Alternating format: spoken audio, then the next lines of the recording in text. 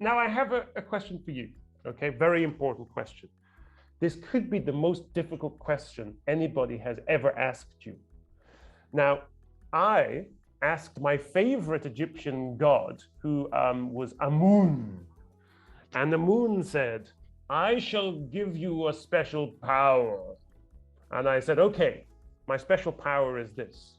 Claire, when I click my fingers, you are going to have chicken wings or reindeer antlers on your head.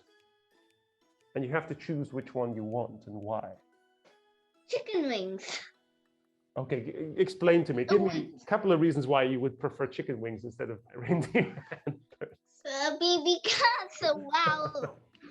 Because if I choose antlers, they might get caught on tree branches. Mm-hmm. And there are plenty of trees planted outside of my apartment. So I get in big trouble. Yeah, or you'd be stuck. You'd have to call the fire service or the police to come. I'm stuck on the tree again. Come and save me. Mom! Okay, so antlers could get stuck. Give me, what's another reason? Oh, what's the advantage of antlers though? Well, they would be good at defense. Oh, hang on. Good. Good is too easy. What do you mean good? Good defense? They would be, very convenient. Oh, okay. Explain. Well, if I had the chicken wings aren't useful for flying, so they won't become a help at all. I just click and make attention to myself. But if I had antlers, I'd be able to drive them off. Except I need to sharpen my antlers. Oh my goodness, you'll have to ask our favorite Egyptian god how to get really sharp antlers, because our lion Egyptian god used to have sharp teeth. Okay, well, hang on. Who do you need to fight off with your antlers? Who attacks you? Well, if invaders attacked the country and they came throwing fireballs at my house, maybe. If they come to my antlers, if they got tangled in my antlers, maybe I could lean on the balcony, not over the balcony. And shake them off and then shut the window. I mean on the balcony, and they'd fall onto the balcony where there are plenty of bugs. Oh my goodness. I think you could become a famous mythical hero in Korea. Claire, what's your mythical hero name going to be? Claire what? Claire and her antlers? Claire the Antler Girl. Claire the Antler Girl. I'm going to write that down. I'm going to tell people when you're famous, I'm going to say I knew her. When she was antlers. You do? Oh my goodness! They're already growing. They're already growing. Can I borrow them? I sharpened them. I've cut them off. I have a great contest on Saturday against a massive reindeer. We're gonna charge at each other, and I don't have any antlers, so I'm gonna lose. Can I borrow yours? Okay, except I lost it. You lost that? Oh my goodness! You were a mythical hero for 10 seconds. And then you lost them. Now, wonderful. Now, I've got 2 more questions for you, okay? This one's really easy. What's your biggest, greatest wish? What do you wish for? Well, I'd like to become invisible. Because then I could steal anything I wanted to eat from the refrigerator. Except that might be the problem, because then she would my mother and dad and father would see the refrigerator door open and they would say, oh no, that refrigerator is going insane. And they just heard And you. they You would just said your trash it. plan. They just overheard you telling me your plan as well. They're gonna know. So now Why when you not? become when you become invisible, they're gonna know because you told James teacher that you want to be invisible because you want to steal really tasty stuff from the refrigerator. They're gonna know. Oh my goodness. Yes, that would be suspicious. The fridge is opening again. Take it back to the shop. the amazing self-opening Samsung fridge. Now, I've got one more question for you. Oh, wait, I have a question. Yeah. How did you know that my refrigerator was from Samsung? Oh, well, I have a special power. Are you ready? Watch. I'm gonna close my eye, just one eye, and I'm gonna see inside your kitchen with my other eye. Are you ready? Okay. Ah, Samsung. I just took a look. What color is my oven? I can't see. I think it's gray. I can see something gray. Nope. White. It's black. I said black. That's what I said. I said black. No, you said gray and white. I said black. That's what I said. Black. Now, Claire, I've got some questions, okay? Now, let's think about the Greek gods. I found a wonderful, wonderful little image to take a look at. If you can see right here. Can you see the picture of the Greek gods right there? Yes. Yeah. Oh, my goodness. I had some questions about these guys, okay? But first of all, I wanted to ask you, who do you think is the most inspirational or interesting god among the Greek gods? What do you think?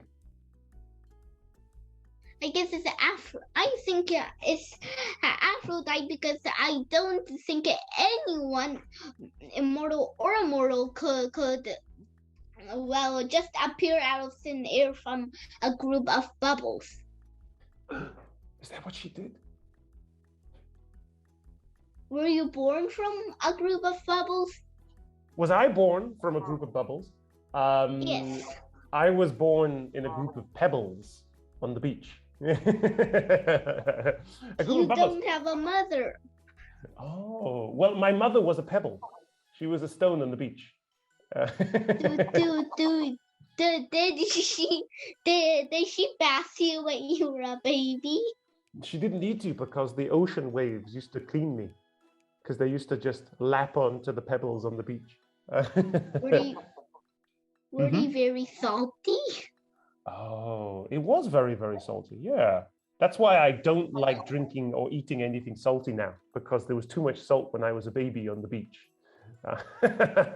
Now, Claire, with Aphrodite, why does she look like that? What do you think? Why do you think she looks like that? She's got blonde hair. She's not wearing any shoes. That must be painful, walking around with no shoes on. Why do you think she looks like that? I think I know the reason why she doesn't have any shoes. Because while the Greek gods were from long ago, more than a decade ago, and long ago, there weren't any shoes except for very uncomfortable sandals. Oh, like Artemis. Artemis is wearing sandals. Hermes. Oh, Hermes, he's got wings on his sandals. You can't see Hermes because he's covered with his box. And Hephaestus also has sandals. Oh yeah. Oh hey, why do all of the guys, all of the boys have sandals, but then poor Aphrodite and Gira and Demetra don't have any sandals? What's going on there?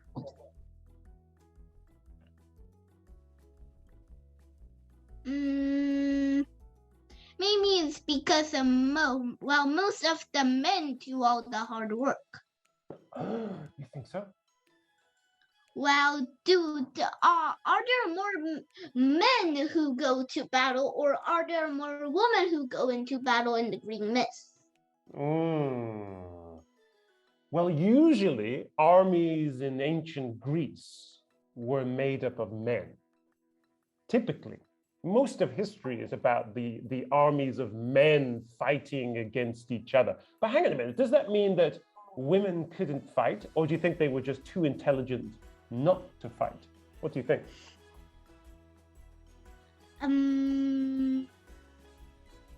Well, I have a question first.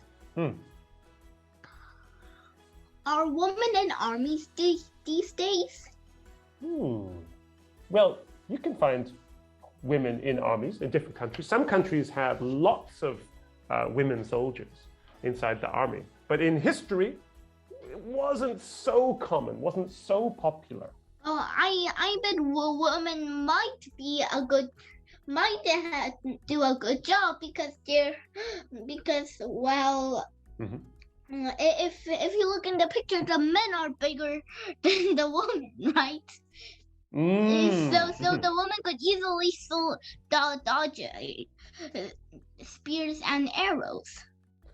Okay, so the men might be a bit bigger with bigger muscles and muscles, but the women might be a little bit more intelligent. Usually if somebody has big muscles, then that means they might not be as intelligent as somebody who has small muscles. Everybody has their own gifts, right? What kind of gifts do you have? What are your amazing skills, Claire? Well, my mother says that I write well. Ooh.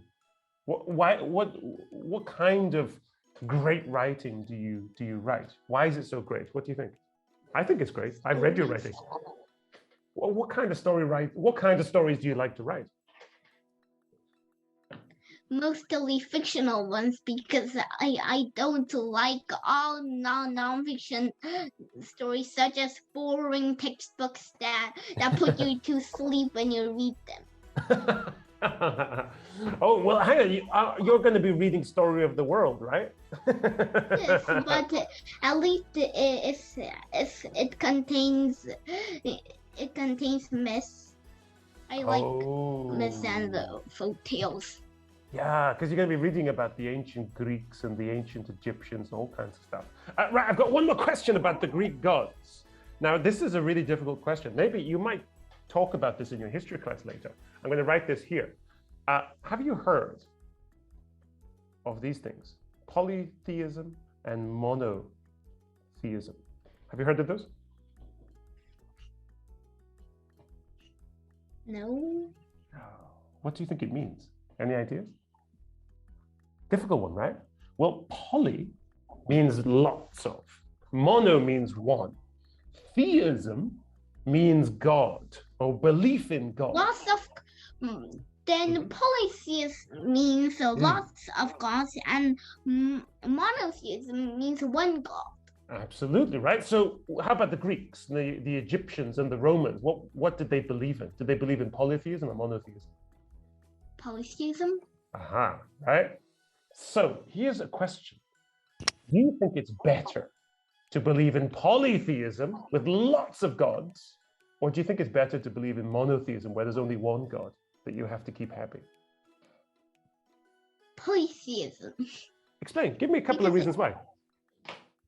Because, well, it's monotheism, that means one God rules over everything, and then it's just autocracy. Oh, it's autocracy. Oh, brilliant word. Yeah. One God, one leader is autocracy. Okay. Tell me a bit more. Well, if one person gains too much power, well, then maybe that one God will get greedy, and maybe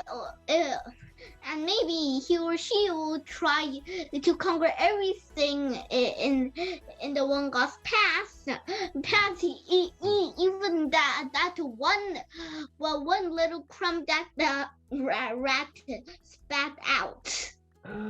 Even the little crumb spat out by the rat. So okay, but hang on. But what's a disadvantage of polytheism? What's a problem with polytheism? Believing in all these gods. And we know about the Greek gods, right? They used to fight all the time on top of Mount Olympus, arguing and bickering and... Well, one god might get jealous of the other. Mhm. And secondly, the Greek gods might get jealous if the people living on Earth only builds one temple for one of them. Okay, so we have those two things, right? They might get jealous of each other because the humans believe in one more than the other. And how about, so what kind of problems could that cause for the people on Earth? If the gods are jealous of each other and envious, what problems can that cause for the people on Earth? Well, Zeus might, strike a person who doesn't believe in him with a thunderbolt, and suddenly there might be ashes everywhere where the person was standing, but actually the person turned out to be a great military general, and the person was a Mesopotamian great general, and the country's army was furious, and it sent all of its men to climb Mount Everest at once. But on the way they had to cross the sea, but Poseidon might create the humongous tsunamis. Oh my goodness, Yeah, and when they have finally reached the Mount Olympus, Dionysus might disguise himself as a humble old man and invite them for wine, but then they get drunk. Drunk? And Dionysus pretends not to notice this and leaves him outside from his house, but they are still drunk. So when Hephaestus bangs his hammer against the branch of a oak tree, they suddenly stumble down the mountain, and they roll all the way onto their ship. Oh my goodness. The ship's at the bottom of Mount Everest, and these guys came from Mesopotamia. Oh my goodness. This is a disaster. So maybe we should just believe in one of them. Maybe that's the answer. Although I don't know. Who would you pick? If you had to pick one Greek god, who would you pick? Well, I might pick someone who all the other gods respect. Oh, that's a great logic. So who do you think that would be? Well, since Zeus is their leader, they have to respect their ruler, right? So I'd pick him. Oh, yeah, I think he'd be a great choice. Although he's not wearing any shoes, though, so he's going to have dirty feet. Are you sure you're okay with that? A leader with dirty feet? That isn't a problem for me, because I'm not living in the same castle with Zeus. Oh, this is very true. This is very true. Wonderful. Claire, I love your answers. Oh my goodness. I could talk about Greek gods with you all day, but I wanted to ask you about the Egyptian gods, which are a little bit similar. Let's think about these gods right now, and let's think about the Egyptian gods. I've got another wonderful image for you to take a look at. And I wanted to ask you some different questions about these guys, okay? Here we go. I've got the Egyptian gods right here. More gods than the Greek gods. And we have the sun god, Ra, right here, the god of the sun. And he's got the sun on top of his head. Oh my goodness, that sounds heavy. So here's my question. What's the biggest difference, do you think, between the Greek gods and the Egyptian gods? Well, the biggest difference is that, the Greek gods look almost similar, the same to us, but the Egyptian gods, their faces are animal-like. Yeah. Who would you like to take a closer look at? Would you like to zoom in on somebody? Let's analyze one of these gods. Oh, I like Tauret, the protector, the I childbirth was and going to protector. say, Yeah, you I want was to look going at? to say that. Oh, let's have a look. But I was not going to call him Tauret. I was going to call him that big lion-looking god over there. Yeah, the big lion-looking dude over there. Oh, is it a girl or is it a guy? I'm not even sure. Okay, so oh my goodness, this doesn't look like anybody I've ever seen. So, okay, you mentioned the lion. So, do you think that maybe the Egyptians were inspired by things like lions? Why? Well, maybe, but mostly I just thought that Tauret was fed the lions for breakfast, lunch, and dinner when he was a baby by his mother. Oh, and then? and then one day he began to sprout for all over his body. And the next day when he ate lunch, he began to sprout the tail. Can you imagine? And then on the third day, during breakfast, his mouth began to get longer, and the teeth began sprouting all over his mouth. Oh my goodness! This And is the next day poor he parents. grew lion ears down. And a week after that, he started to have lion eyes. And on the last day, he sprouted a mane. A mane, and look, the one that you can see right there, right? A bit of a blue mane, which is an interesting color for a lion's mane. Why do you think it's blue? Mainly, he was ashamed of his old mane, so he put on a wig, but the wig was too short, and that's why there's that little feathery thing poking out of that blue wig. Oh, hang on a minute, Claire. Look, there's a bug on my screen. I'm just going to scratch it off. I can see a bug on my screen. Let me try and get. It won't come off. This bug is really difficult to scratch off the screen. Can you see that bug? Yes, but that's because well, the god's a beetle. He's got a beetle instead of a face? Yes. That sounds really uncomfortable. Or well, maybe the beetles gotten jealous of all the fame that Carefree's got. So he covered his face and replaced the picture with his own.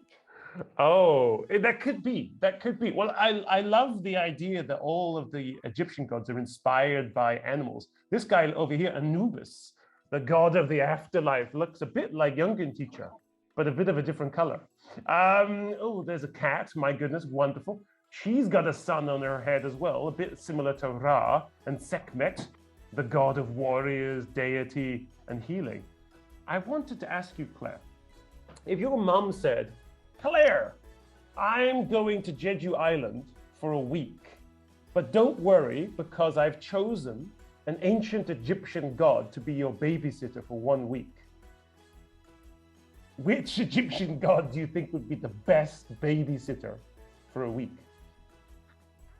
I think you choose the most friendliest one, and definitely not too worried because excuse me, do you think that a lion would be the best babysitter? It could eat you. However, this particular lion-looking Egyptian god is the god of, it is a protector, the god of childbirth and fertility. So actually, this lion protects kids and babies. Okay, I think I know why the Egyptians chose a lion for. Well, it's because lions are fierce and they need brave things that should protect the children, right? So maybe that's why.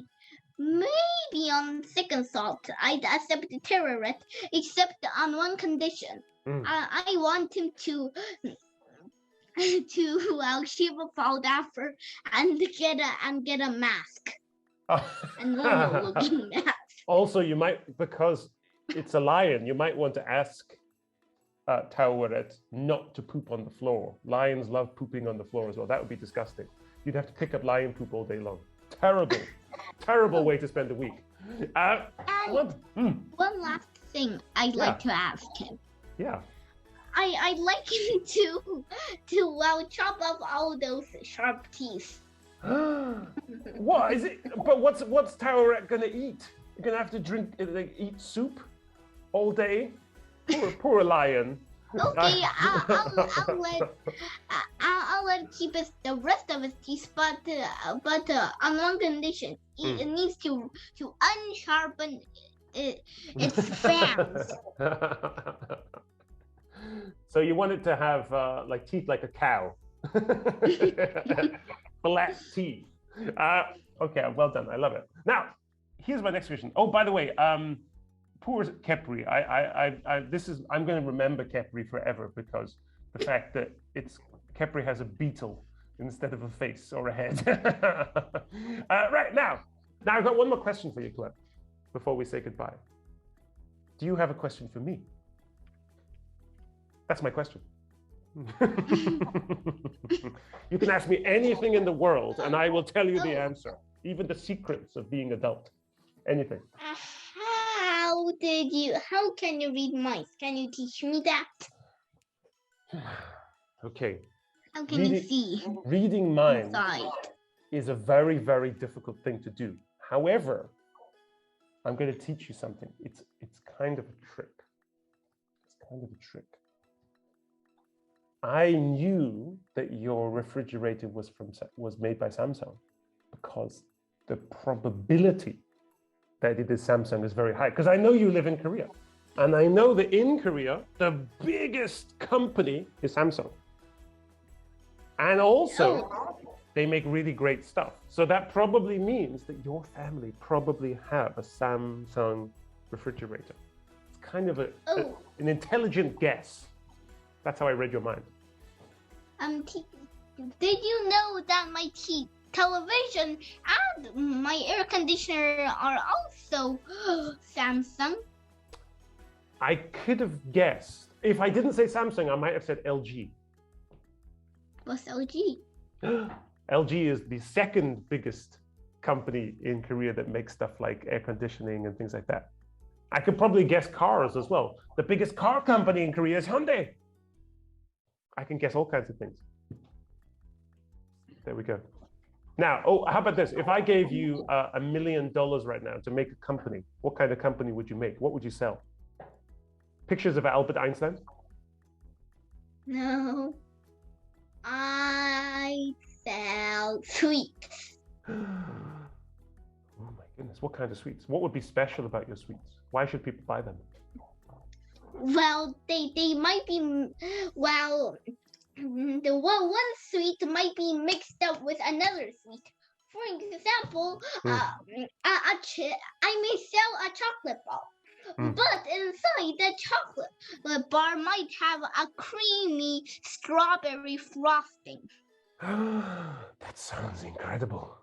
Oh my goodness, I will pay you right now for that incredible sweet. Well, how about this? How about if you made them invisible? So then parents would never know that their kids were eating sweets.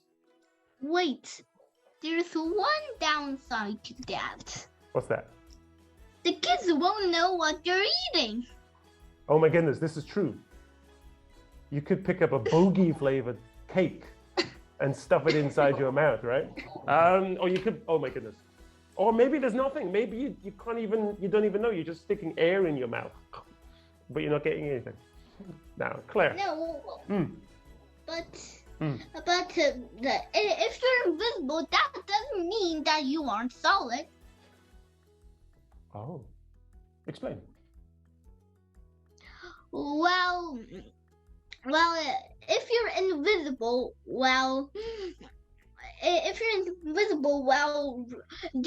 a car you're standing outside on the pavement, and the car rushes out towards you, and it splashes a bit of mud on the road onto you. But then the mud might well smudge on you because it isn't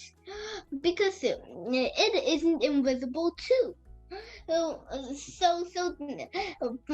if you're just there and nothing at all, the mud won't stick on you. Claire, what do you think about my flower? Is it marvelous? Yes. Well, you know how I had to wrestle a monkey to get it.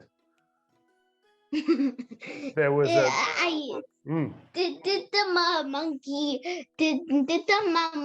you have to give the monkey bananas? No, it was a giant monkey. It was about 300 kilograms. So I had to do something. So I started to dance. And you know that monkeys love people when they dance. So I started to dance. And then the monkey said, oh, marvelous. Oh my goodness. And then when the monkey started clapping, I grabbed the plant and the flower ran away. And it chased me and grabbed me. I had to wrestle this giant monkey. I've got some questions for you, okay? Let's stop talking about wrestling 300-kilogram monkeys. We've got some serious questions to ask. I've got 10 questions for you, Claire. Okay? And I know that you love Greek mythology, the Greek gods and the Egyptian gods. I've got some questions about that. And I've also got some questions about some other things too, right? So, the only thing I want you to do, you already know I have an allergy to easy words. You can't use any easy words. That's the first thing. And just give me really long answers. I just want to listen to you speak because you're such an interesting smarty pants. Okay? Are you ready? Okay, here's my first question for Claire, famous Claire. Claire, what is your life story? Tell me about the story of your life so far. You're very old. You're 126 years old. What happened so far? I'm 6.5. Oh, let me write that down so I don't forget. I thought you were 126. Okay. So 600.5 years old. Okay. Okay, there we go. So what happened in your life so far, Claire? I don't remember anything when I was a baby. Mm-hmm. But I remember that when I was 4 or 5, on Japan, I went on an amusement park ride in Japan. I remember that when I was 3, well, my mother worked so long that after daycare, my grandmother had to pick me up. Oh, what a lovely grandmother. You lived very close to her. I look like your grandmother? No. Oh, you live very close. I thought you said I look very close to her. You live very close to. Oh, I see. Is that a picture behind you of your grandfather on the bookshelf on top of the books? There's a minion. There's like a pineapple, a soldier, and is that your grandfather? No, it's just a picture of Albert Einstein I found in a library book. Okay, so how about after kindergarten? What happened from kindergarten to now? What important stuff happened? I don't go to kindergarten now. Starting from 2020 December. You're old now, Claire. Now you're so old. Oh my goodness. It's almost time to get a job. Are you ready to get the job? I still have about 15 years to go. Who told you that? No, you've got to get a job in 2nd grade. Didn't you know that? No. Now, Claire, we're all finished. And I had such a fabulous time asking you questions and listening to your amazing, wonderful, wonderful answers. Okay, so thank you very, very, very much. But oh my goodness, I really enjoyed that. That was wonderful. You're such an intelligent girl, Claire. And I'll see you soon because we're going to have another Dual News meeting soon. Okay, so get ready for that. Oh, I'm going to write on Class Dojo, so you'll see on Class Dojo when the meeting is. Okay. All right. Okay, Claire. Thank you so much, Claire. I really enjoyed it. And remember, don't tell your mom about your secret plan to get stuff out of the refrigerator. Okay, okay. Here. Bye bye, Claire.